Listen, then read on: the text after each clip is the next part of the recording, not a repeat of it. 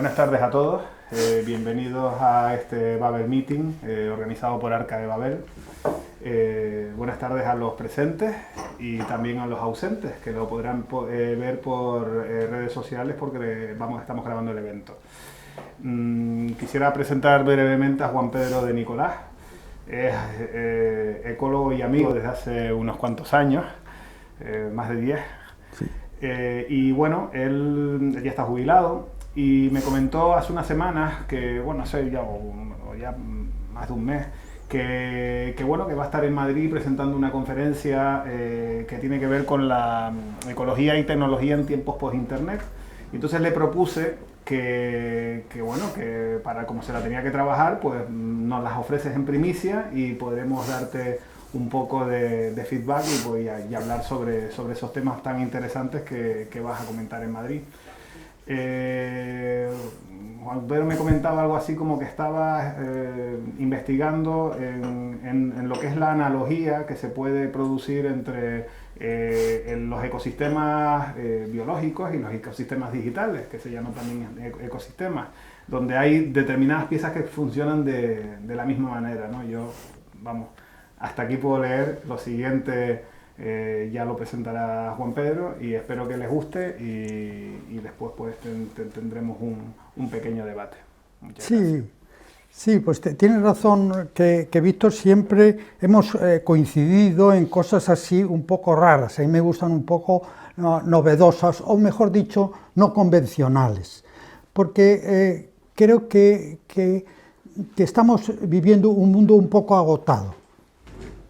Creo que todos estaríamos de acuerdo si dijéramos que vivimos una crisis. Y para eso lo entendería cualquier parte de grupo de la población. Vivimos una crisis o un gran grupo. Pero sí, o simplemente que tenemos problemas. Eso es lo que más se entendería, porque eso es una visión inmediata, reducida en un ambiente reducido en el que se circunscribe uno y cosas perceptibles directamente. Y entonces dice que tiene un problema.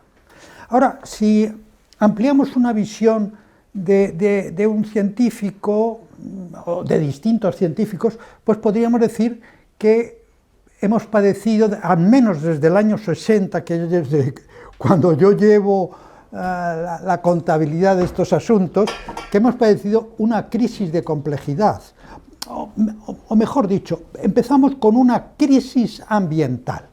La crisis que yo vi en los 60 era una crisis ambiental, una crisis que me preocupó y que dedicábamos el tiempo. Yo entonces estaba trabajando en la Universidad Autónoma de Madrid y hablábamos de educación ambiental, de gestión ambiental. Son términos que todavía suenan y cuando suenan quiere decir que no se ha resuelto el problema. Luego estamos planteando problemas que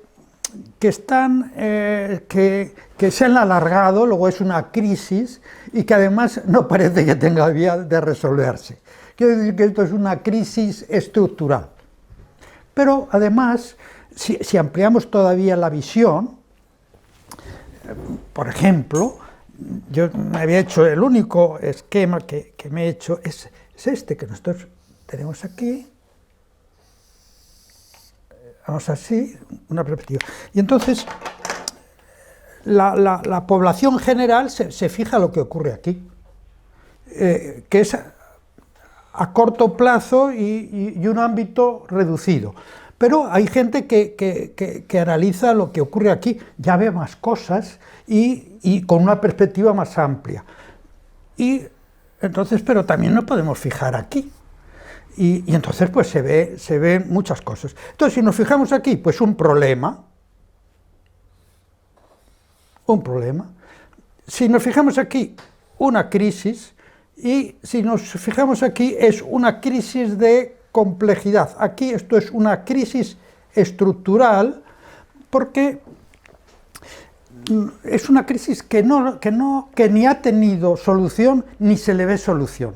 Y yo estoy hablando de los años 60, han pasado 50 años con una crisis, el tema del medio ambiente, y se ha hecho cosas de educación ambiental. Yo recuerdo, por ilustrar un poco de qué veía esto, porque todos los ayuntamientos empezaron a tener un concejal de educación ambiental. Se dedicaba a eso. Y también me acuerdo una vez estando en el Parque García Sanabria, pues de pronto veo a unos niños que los tienen con una música que parecían los tambores de los persas, que segregan adrenalina, que es algo muy excitante, que es algo muy malo para un niño, y entonces les tocaban allí los tambores y los niños pedaleaban.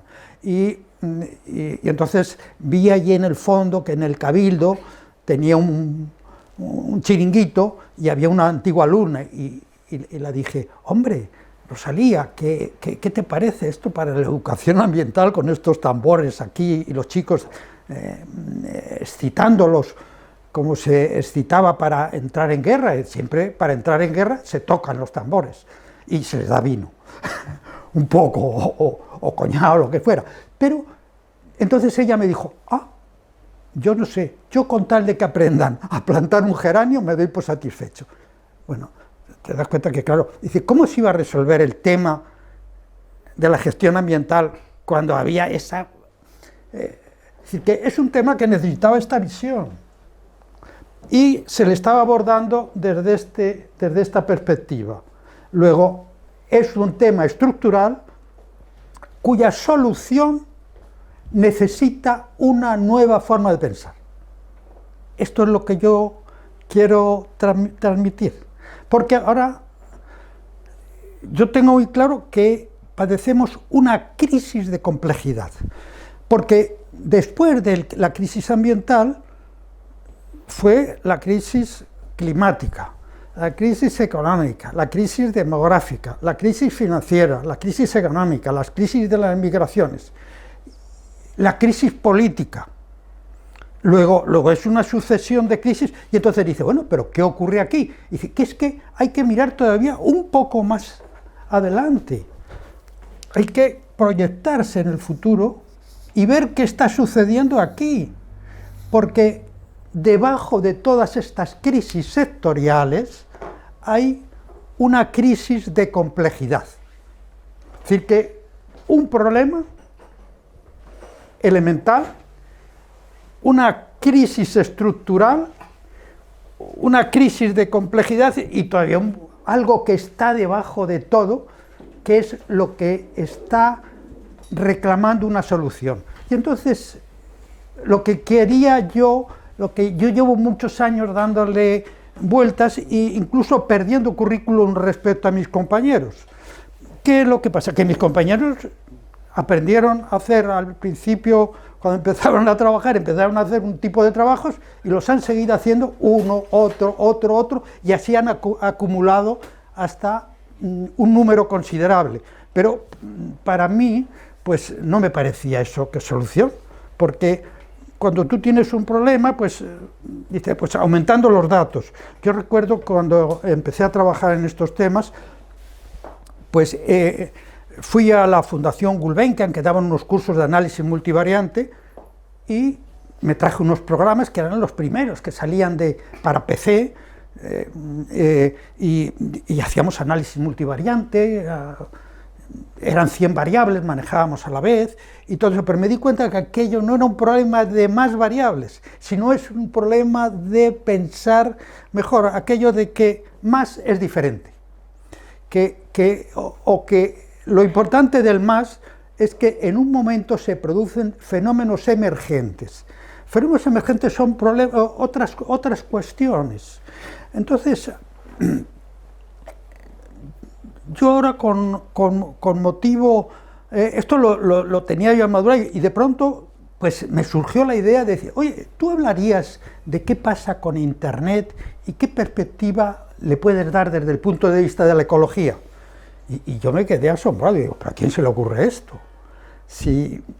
Bueno, a mí me pareció fantástico, ¿no? Enseguida me apunté, y además íbamos a hablar de lo mismo se llama post-Internet, qué ocurrirá después de Internet, después, y sobre la entidad. Yo me inventé, o me imaginé que sería la entidad, me imaginé que sería la entidad personal y social. Si iba a cambiar Internet, iba a cambiar a la persona, qué efectos, qué impactos, qué cosas importantes, positivas o negativas iba a producir, y a la sociedad. Y entonces me planteé lo siguiente. Yo en ese momento acababa de cerrar un ciclo que se remonta como mínimo a 30 años. Y se remonta porque a mí me interesó mucho el tema de la información.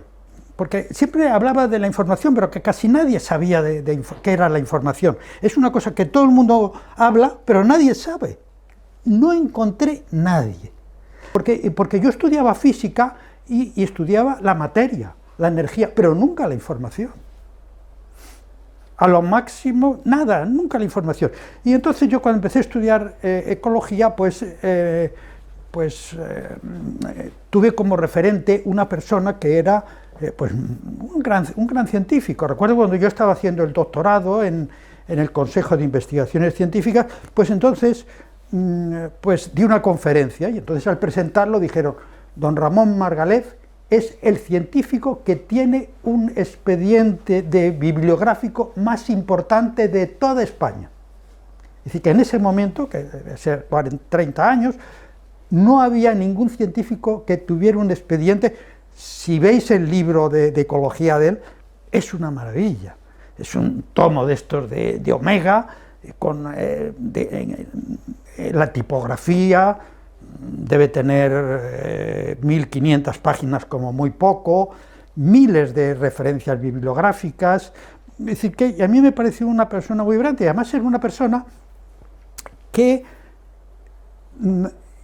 empezó él estaba de administrativo en un centro del Consejo, pero le gustaban las algas de los lagos, y entonces era un especialista, y el tío era tan especialista, tan bueno, que había un libro de fitosociología, que era como el enemigo de la ecología entonces, y aquel que era el libro clave de la fitosociología era el único que le citaban 4 veces, a todos los demás o ninguna o una vez. Quiere decir y entonces ponía cosas muy interesantes. Por ejemplo, mezclaba la ecología con la termodinámica. Y yo recuerdo una vez haber estado allí en Barcelona y haber ido a su departamento y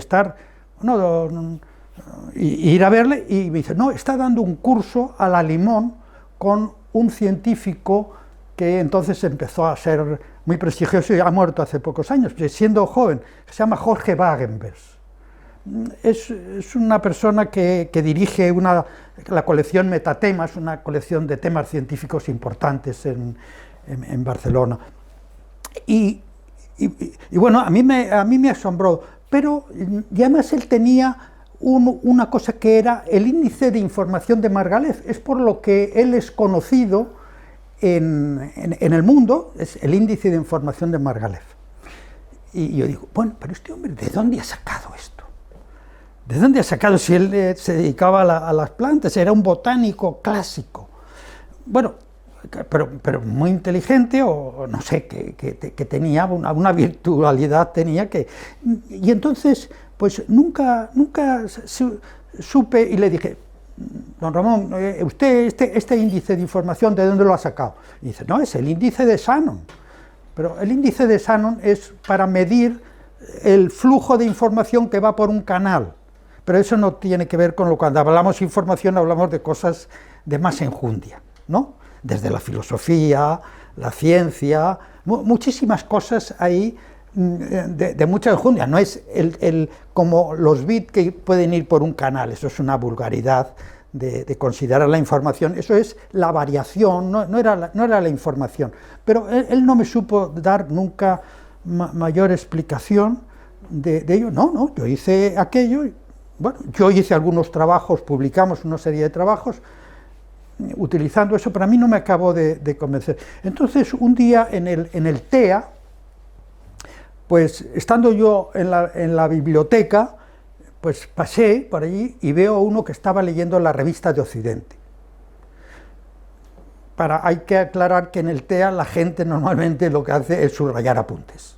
Es una magnífica y preciosa, y me encanta, biblioteca, pero el uso, y un buen uso, porque muchas veces hay 300 personas allí estudiando y trabajando, pero es a el nivel es de subrayar apuntes, preparar una posición de guardia civil o una posición de funcionario o una cosa así, pero no va más. Me quedé tan asombrado que me quedé paralizado. ¿Cómo?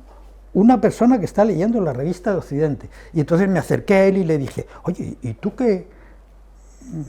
¿Eso que estás leyendo la revista de Occidente? Y me dijo, sí, es que el director de mi tesis es el director de la revista de Occidente. Y entonces él era de Ciencias de la Información, tenía un director de tesis, y entonces yo un poco en broma le dije, no será Ortega y Gasset. Y me dijo, no, se llama Jorge Lozano. Y entonces resultó que yo a Jorge Lozano pues lo conocía porque había trabajado con él, él aquí, y él allí, y le conocía y era... Bueno, y entonces dijo, hombre, pues yo te invito a tomar un café. Nos fuimos a tomar un café, y allí me descubrió una cosa que yo no sabía. Empezamos a hablar, y de pronto él me habló de un tal Gregory Benson. Gregory Benson es un biólogo que se casó con Margaret Mead y que fueron en antropología a Nueva Zelanda. Hicieron una gran labor de una saga de profesores de Cambridge. Su abuelo, su padre, a él le llamaron Gregory en honor a Gregorio Mendel. Y Gregory Benson es el que primero escribió un libro de genética, porque lo que hizo Mendel fue un articulito muy pequeñito, que tuvo suerte con unos datos muy interesantes y le puso en marcha, que se lo envió a Darwin, que le hubiera sido de gran utilidad a Darwin, pero Darwin lo dejó en la mesa y pasaron los años, los siglos, nunca lo leyó. Pero, pero me dio a mí una pista interesante, y es que me dijo que en los años 45 había habido una especie de conferencias, se llamaba Conferencias de Nancy, que era una fundación que financió aquello, y entre ellos estaban Wiener, creador de la cibernética.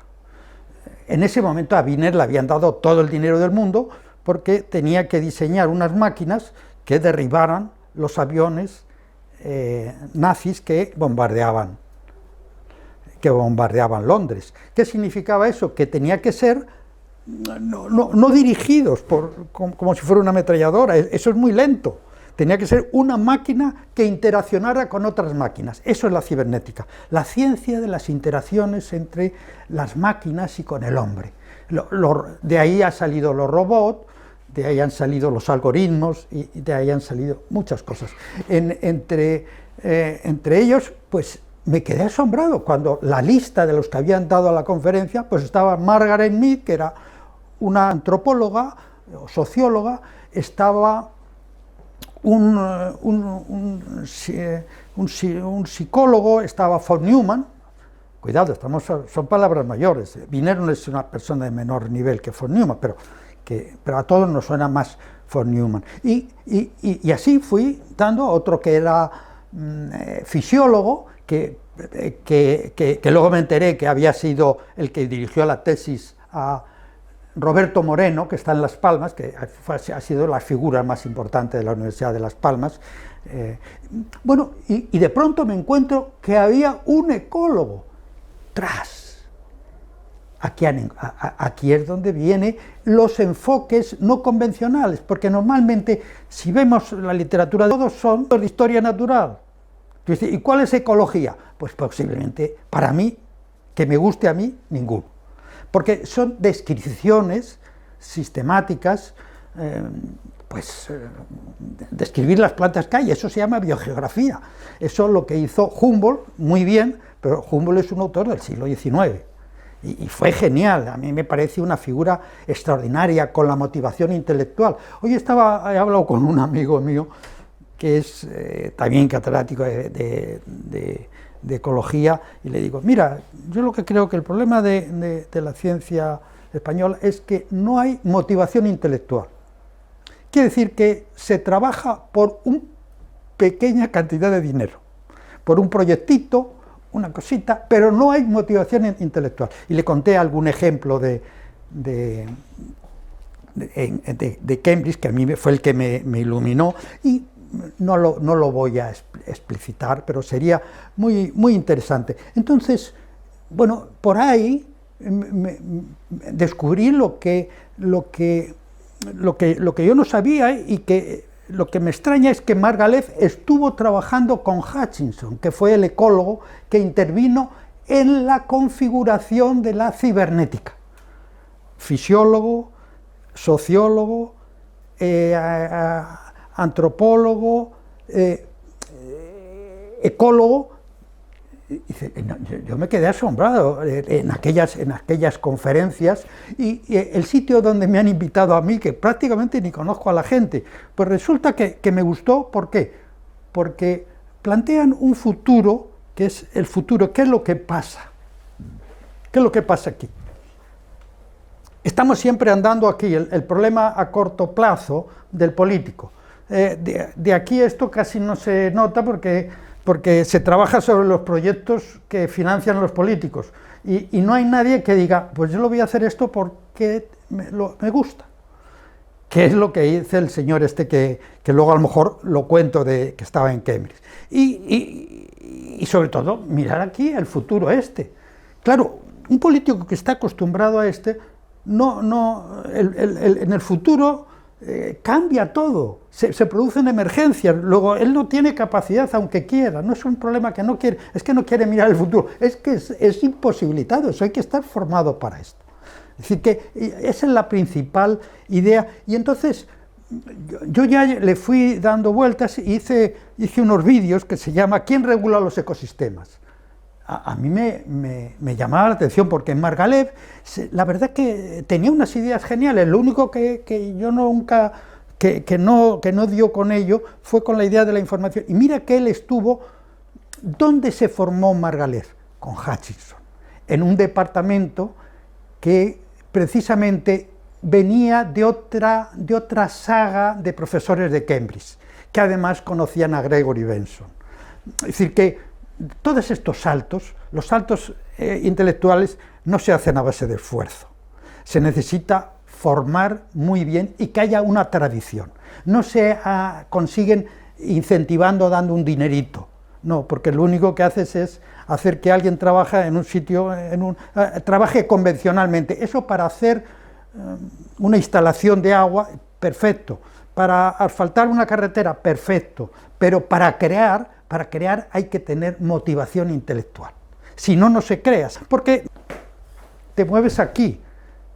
La realidad son los aspectos visibles de lo invisible. Si nos fijamos aquí, esto es lo visible, pero detrás de esto hay todo un mundo. Entonces, realmente, ¿quién regula los ecosistemas? Tenemos una selva de la Amazonía, que es la que yo conozco, y entonces, donde hay 200 especies de árboles por hectárea, 200 quiere decir que no las hay ni en toda Europa, y allí la hay en una sola hectárea, en donde en cada árbol puede haber 10.000 especies de coleópteros. Si luego vamos bacterias, otros serían animales. ¿Quién gobierna todo esto? Si nosotros para gobernarnos no las vemos y las deseamos, ¿quién gobierna todo esto? Pues yo voy a decir a la conclusión que yo llegué, que aquello primero se autogobierna, segundo se autoorganiza. Dice, ¿y quién autogobierna y quién autoorganiza? Miles y miles de pequeños mecanismos de retroalimentación negativa y positiva. ¿Qué es un mecanismo de retroalimentación negativa? Por ejemplo, el depredador y la presa. Aumenta el depredador, aumenta la presa. Aumenta la presa, disminuye el depredador. Disminuye el depredador, aumenta la presa. Esa es lo que está regulando. Entonces, esos son mecanismos muy sencillos.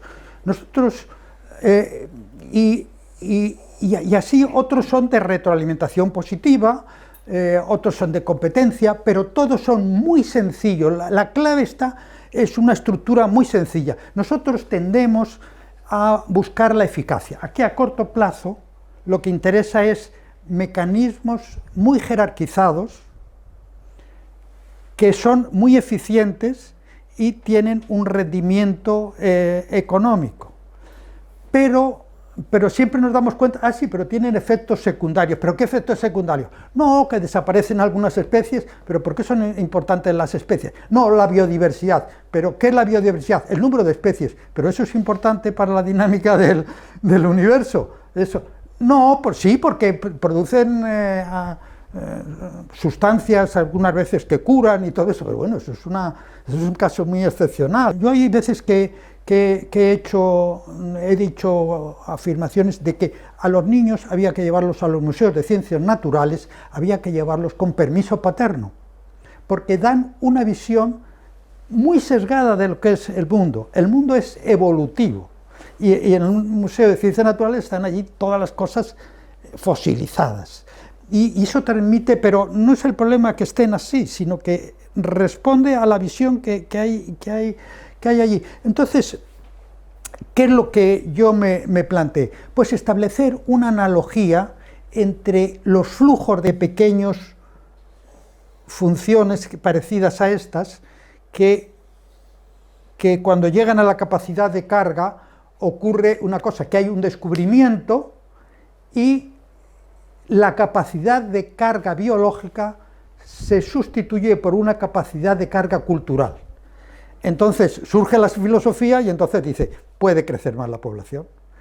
Y surge la ciencia y puede crecer más la población. Por eso cuando dicen, Tenerife ha sobrepasado la capacidad de carga. ¿Qué capacidad de carga? La biológica, la cultural del Paleolítico, la del tiempo de los griegos.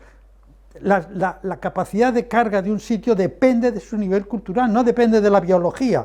De alguna manera la cultura suple a la evolución biológica. Y la evolución biológica es muy lenta y por tanto no hay manera de que se establecen. Pueden aumentar un poquito unas mutaciones, pero esto es muy lento. Sin embargo, el cambio cultural permite seguir creciendo, aunque finalmente esto entrará a ser asinótico en muy pocas décadas ya. En este momento que ya tenemos 7.500 millones o 7.700 millones de habitantes, pues entrará en esta situación asintótica, pero ha sido a base de pequeños saltos culturales. Gracias al salto cultural ha sido creciendo. Pero todo esto a su vez no es suficiente. Bueno, esto regula, pero regula individualmente. Ahora, ¿quién regula el conjunto de todo? Pues el conjunto de todo esto lo regulan miles y miles y miles de pequeños mecanismos de retroalimentación que se producen entre pares de especies. Bien, entonces yo lo que he tratado es de utilizar la aportación de la naturaleza, porque aquí estos ecosistemas funcionan porque la naturaleza es sabia por prueba y error. Y dice, pero qué brutos son por prueba y error, igual que nosotros. Aprendemos por prueba y error. Normalmente hay veces que la gente dice, no, yo lo fui todo siempre lineal y no me confundí. Es un mentiroso, pero normalmente, yo en mi experiencia es que uno se confunde más de lo que entiende. Lo único que pasa que, como no lo sabemos, ¿por qué? Porque siempre se nos ha dicho, en base al esquema científico en el que nos hemos formado, que es el del siglo XIX, que la ciencia proporcionaba conocimientos ciertos. Y eso es mentira podrida. Porque ¿quién lo demostró? Bueno, lo demostró primero, si no Einstein, lo puso de manifiesto Einstein cuando demostró que la luz, cuando pasaba por delante del Sol un rayo de las estrellas, se curvaba, y además en qué medida se curvaba.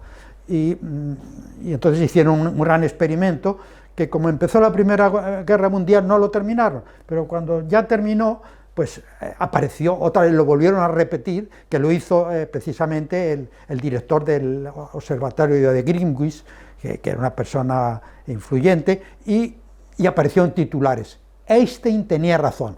Desde aquel día, Einstein salió de Alemania, estuvo una temporada en Madrid, en la residencia de estudiantes, lo quisieron contratar, no, lo quisieron contratar en Cambridge, tampoco, y ya se fue a Estados Unidos. Y entonces, bueno, pues fue de esta forma, que con eso la ciencia se quedó. A mí no me dijeron, no, es que en esa época la ciencia se quedó al aire. Esas leyes eternas que te hemos dicho que era verdad, esas certezas, no existen, son mentira. Todo es fruto, es necesario siempre creer en un principio. Y crees en ello y a partir de ahí construyes. Pero no puedes demostrar esos principios primeros. Y entonces, bueno, pues se quedó los científicos se quedaron en el aire. Bueno, entonces, ¿qué pasa? Lo de la ciencia, que hemos creído que habíamos encontrado la solución, y entonces Popper, que es la gente se cree que es sociólogo, pero es un físico, entonces Popper formuló, es un físico que conocía muy bien a los clásicos, a los presocráticos griegos, porque en Alemania tienen por sistema de formación precisamente inspirado por el más genial o uno de los hermanos Humboldt, que es el que fue director de la Universidad de Berlín, pues los enseñaban, o todos, por ejemplo, pues Max Planck saben griego, y muchas cosas, y estudiaban los griegos en griego, y a los latinos en latín, y este hombre, Popper, estudiaba a los presocráticos en griego clásico. Y bueno, entonces él dijo, sí es verdad, la ciencia no proporciona conocimientos ciertos, pero proporciona conjeturas que se admiten y sí, seguimos funcionando mientras no se demuestre que son falsas, es lo que se llama la falsabilidad. Y después de eso, pues vinieron otra gente que fue matizando, pero de momento ya nos quedamos que las cosas, podríamos decir, por 30 o 40 cosas, que el mundo que nos han contado, y que se sigue en muchos casos contando en la universidad, no es ni científicamente riguroso, que es reflejo del siglo XIX. Y por ejemplo, Humboldt, que yo soy un gran admirador, he ido a Berlín y he seguido sus pasos, fui hasta Tegel, donde tiene el castillo familiar, pero no reconozco que era un hombre que mezcla churras con merinas, mezcla especies, que es una categoría esencialista aristotélica. Es un concepto metafísico, el concepto de especie, por eso son eternas, una nueva especie para la ciencia, pero bueno, pues eso es porque le dan categorías metafísicas, no realidades más simples. Y entonces Humboldt fue muy genialmente, mezcló esas categorías metafísicas con categorías físicas, como la temperatura, la variación, a través de la biogeografía. Es una mezcla brillante, pero que no es sostenible en este momento. Bien, pues ahí me fui, creía que había que darle a todo esto un contexto un poco más actual del siglo XX, y al surgir el tema de Internet, bueno, ¿cómo se puede evaluar Internet? Porque, ¿qué referentes tenemos? ¿Va bien o va mal? Si lo vemos a corto plazo, a mí me parece que Internet es una cosa interesante. ¿Por qué? Porque como consecuencia de la explotación de la tierra, como consecuencia a su vez del aumento de la población, es necesario intensificar la explotación para suplir las demandas de alimentos. Al hacer eso se destruyen muchos recursos y se pierden especies. Al perder especies se pierden capacidad de crear mecanismos de retroalimentación negativa. Entonces lo que se está perdiendo es algo que sí que tiene ya sentido con las especies, y es la capacidad de regulación de situaciones imprevistas. Las catástrofes climáticas, la Tierra ha padecido catástrofes importantísimas, y sin embargo, lejos de desaparecer, se ha recuperado. Es decir, que según las leyes de la termodinámica, todo tenía que evolucionar hacia cada vez una situación más homogénea. Eso lo cazó muy bien Margalef, y siempre lo decía. Y sin embargo vemos que la Tierra se organiza. Bueno, para eso hay que estudiar termodinámica de sistemas alejados del equilibrio, y se puede explicar, pero no con la termodinámica normal. La termodinámica normal es contradictoria respecto a ese planteamiento de que la biosfera se organiza, y sin embargo la termodinámica afirma que siempre tenía que ir hacia el máximo desorden, y no. Hemos pasado de desaparecer casi todos los microorganismos a otra vez explotar la biodiversidad. Todo eso tiene mucho intríngulis, pero no merece la pena ahora tocarlo. Entonces, yo lo que he tratado de hacer una analogía entre la organización de los ecosistemas y la organización de Internet. ¿Por qué? Ajustándolo, porque si no tengo referencias, y sin embargo yo pensaba que la referencia que ofrece la naturaleza es muy importante, porque normalmente suele decirse, no, y casi toda la gente, donde yo ahora al congreso que voy a ir, lo que hacen es, para reforzar sus argumentos sociológicos, se basan en la física, y generalmente te basas en la física, tiendes a considerar que la física, pero no se dan cuenta que la naturaleza, a través de la evolución de millones de años, ha obtenido una información extraordinaria, que es inigualable, mucho más que la cultura humana. ¿Cuántos años llevamos?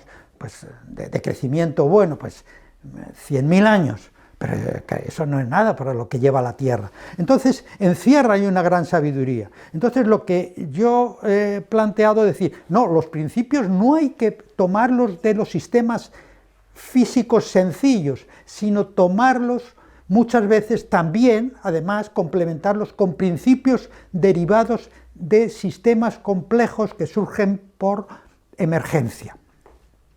Y entonces, bueno, pues con eso yo me las he arreglado. Entonces, ¿qué pasa? Internet. Vamos a ir ya concluyendo. Internet, a corto plazo, nosotros estamos aquí, pero seguramente el de Google está aquí. Aquí no sé, pero por lo menos aquí. Entonces nosotros a corto plazo decimos, qué bien, estupendo, porque nos proporcionan los datos y nos ayuda. Yo ahora tenía una duda y tal, nos viene. Entonces nos permite, por un lado, aquí, este tramo, estamos viviendo ahora en este tramo. Entonces ahí tenemos que formalizar una cultura que pudiéramos calificar de integrada, que es un salto más. Se dio los mitos, los griegos, la filosofía científica, después otras formulaciones, se han ido a la evolución, se han ido dando saltos. Y entonces ahora se necesita dar un salto para regularla, para mantener la población, al menos mantenerla. Pero, bien, y entonces desde este punto de vista Internet nos proporciona datos y nos ayuda a lograrlo, que no es la suma de datos que proporciona, sino a pensar sobre ella nos facilita. Pero luego hay otra cosa, que es que hay que regular las poblaciones y el global. Para el global se necesitan muchos pequeños mecanismos de retroalimentación negativa, y tú dices, ¿y por qué no un gran mecanismo que lo dirija todo? El gran ordenador, ¿no? Podría ser un gran ordenador, porque no hay ningún ordenador. Casi es inimaginable que un ordenador rígido sea capaz de gestionar todo esto. Por la cantidad de variantes que se producen. Entonces, claro, Internet de alguna manera nos ofrece una posibilidad, y es que, como hemos ido perdiendo poblaciones, sustituir esas poblaciones de seres vivos por poblaciones de seres que no son vivos, artificiales. Y entonces serían poblaciones de algoritmos. Virtuales, sí, vamos, inteligentes. Entonces son poblaciones de algoritmos, de tal forma que veremos interaccionar, no hace falta ni siquiera que tengan cara humana como los robots, sino que son, y de hecho, yo el otro día, curioso, estando preparando esto, veo que en The Economist aparece que en este momento más del 50% de las decisiones económicas en fondos se realizan ya lo realizan los ordenadores. Entonces dice, bueno, pues esto, es que esto está ahí, pero ¿esto es bueno o es malo? Esto es para lo que a mí todo este esquema me sirve para tener una escala a través de la cual me permite yo tomar una decisión, porque si no, no hay nadie que me pueda informar, esto no se lo puede inventar nadie, es la naturaleza realmente la que ha recogido la sabiduría. Entonces, yo me quedo que es miles y miles de mecanismos. ¿Qué ventaja tienen que haya muchos mecanismos de retroalimentación? En que falla uno y se sustituye por otro, se reestructuran muy fácilmente. Si hubiera un gran sistema jerarquizado, es rígido. Ante una catástrofe, como por ejemplo la bola de nieve, cuando la Tierra se cubrió toda de nieve, pues no hay manera. Es como si tú tienes un Ferrari, pues no es un coche para ir subiendo por carreteras, un todoterreno, ¿no? Es un coche muy delicado, o un Alfa Romeo, que yo tuve uno y siempre estaba en el taller. Una vez porque no sonaba bien, otra vez por otra cosa. Bueno, pues eran cosas muy sofisticadas, pero que no son flexibles. Entonces, para la regulación del sistema global, la regulación de las selvas, es un mecanismo muy flexible, tan flexible que no lo hemos percibido, que no nos damos cuenta que está allí, porque es una estructura tan lábil que no. Y entonces, lo que me planteo yo es lo siguiente, que una cosa es la red, y otra cosa es las redes sociales. Las redes sociales están sufriendo un proceso de concentración y de jerarquización. Todos sabemos quiénes son los dueños, y cada vez hay menos dueños, y cada vez eso no es favorable a la flexibilización. Eso es como construir un gran ordenador, el gran hermano, que es rígido. Y a mí, sinceramente, me da bastante miedo. Y yo plantearía, incluso hasta siendo yo un poco osado, creo que lo de Internet, eso tiene que desaparecer, pues cuanto antes mejor, y al menos regularse. Bueno, pues esto es lo que yo voy a plantear, que Internet ofrece a corto plazo pues cosas interesantes, pero si lo vemos con una poca perspectiva, pues la situación es diferente. A corto plazo, eso sí que sirve, pero hay que mirarlo desde otra perspectiva, donde ante una crisis, ahora tenemos crisis condicionadas por la población, pero podemos tener una crisis de un meteorito, tenemos que tener una crisis de un cambio climático.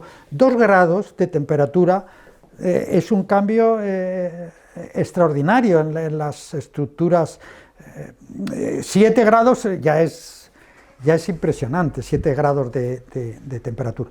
Bueno, más o menos esto es lo que yo he hecho, una gran construcción que me ha llevado mucho tiempo, durante muchos años, me he dejado muchas cosas, pero me permite valorar algo que no es fácil valorar. ¿Qué va a ocurrir con Internet? A mí tiene cosas positivas a corto plazo, me da miedo el futuro si no se toman medidas para evitar la concentración y la jerarquización. Pues nada más. Muchas gracias.